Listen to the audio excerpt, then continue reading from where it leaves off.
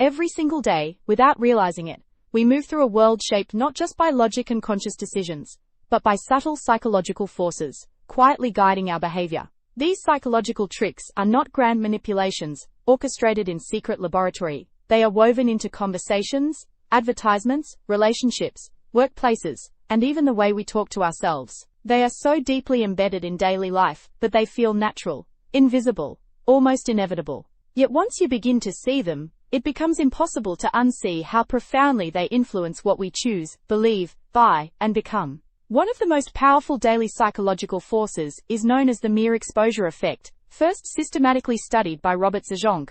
The principle is simple yet astonishing. The more we are exposed to something, the more we tend to like it. You do not choose your favorite song entirely because of its composition. Often you love it because you have heard it repeatedly. Brands understand this deeply. Repetition builds comfort, and comfort builds preference. Even people benefit from this effect. Co-workers you once felt neutral about may gradually seem more likable simply because you see them every day. Familiarity, in the quiet architecture of the mind, translates into safety. Another invisible force operating constantly is the anchoring effect, first explored by Daniel Kahneman and Amos Tversky. The first piece of information we encounter about something acts as a psychological anchor, shaping all subsequent judgments. If you see a jacket priced at $500, and then notice it is discounted to $200, your brain does not process it as a $200 jacket. It processes it as a $300 gain. The initial number sets the frame. Anchoring appears in salary negotiations, house pricing, and even everyday arguments. The first claim stated often becomes the mental baseline, regardless of its accuracy. We are also deeply influenced by something called the spotlight effect, a term popularized by research from Thomas Gilovich. This is our tendency to believe that others are paying far more attention to us than they actually are. You spill coffee on your shirt and assume everyone notices.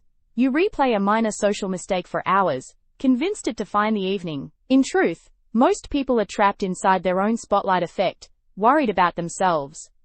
This quiet illusion shapes anxiety, self-consciousness, and even fashion choices. Entire industries thrive on the fear of being noticed negatively.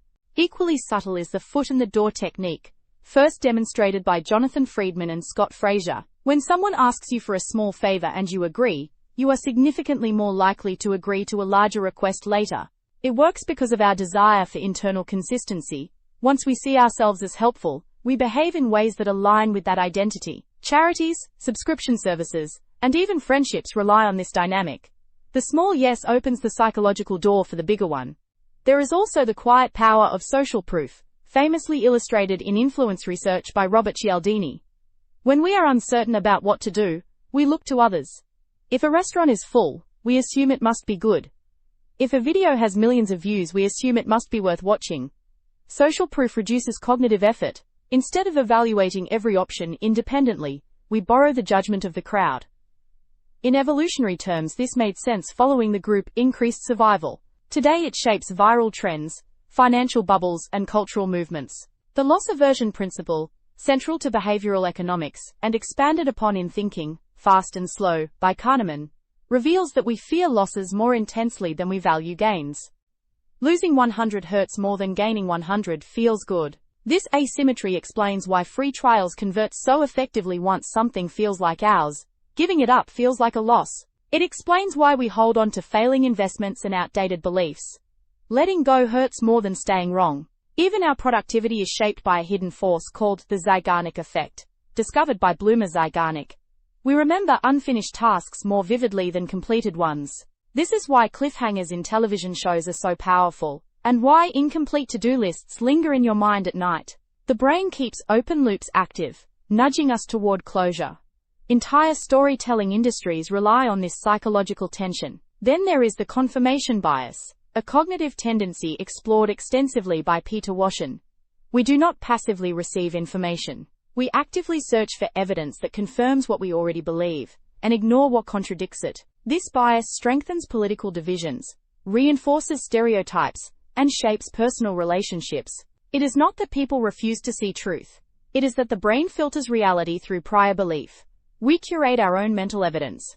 Another daily illusion is the halo effect, first described by Edward Thorndike. When we perceive one positive trait in a person, attractiveness, confidence, eloquence, unconsciously assume they possess other positive traits as well. Attractive people are often judged as more intelligent. Confident speakers are assumed to be more competent. This mental shortcut saves time, but distorts fairness. First impressions, once formed, radiate outward like light from a single source. Perhaps the most profound daily psychological trick, however, is not something others use on us, but something we use on ourselves. It is the narrative illusion. We construct coherent stories about our choices after we have already made them. Research by neuroscientists like Michael Gazzaniga suggests that the brain has an interpreter mechanism, constantly generating explanations for behavior, even when those explanations are partially fabricated. We believe we chose the job purely out of passion, the partner purely out of compatibility, the purchase purely out of necessity. Yet beneath those stories lie subtle nudges, biases, emotional currents, and unconscious motivations. None of these psychological mechanisms are malicious. They are cognitive shortcuts, efficient tools in a brain designed to conserve energy. But they shape elections, markets, relationships, fears, ambitions, and identities. They operate in quiet repetition, in framing, in comparison, in habit. They influence what feels true, what feels safe, what feels desirable. The most fascinating part is not that these tricks exist. It is that they persist, even when we know about them. Awareness does not grant immunity. You can understand anchoring and still be anchored. You can know about social proof and still follow the crowd. The human mind is not a cold calculator. It is a storytelling, pattern-seeking, energy-saving organism navigating complexity with imperfect tools. And so, every day, in conversations and decisions both trivial and life-changing, invisible psychological currents move beneath the surface. We like what we see often. We fear losing more than we crave winning. We follow others when uncertain. We justify what we have already done. We see what confirms what we already think. These are not rare phenomena. They are the quiet architecture of daily life hidden in plain sight, shaping a world we believe we are consciously controlling.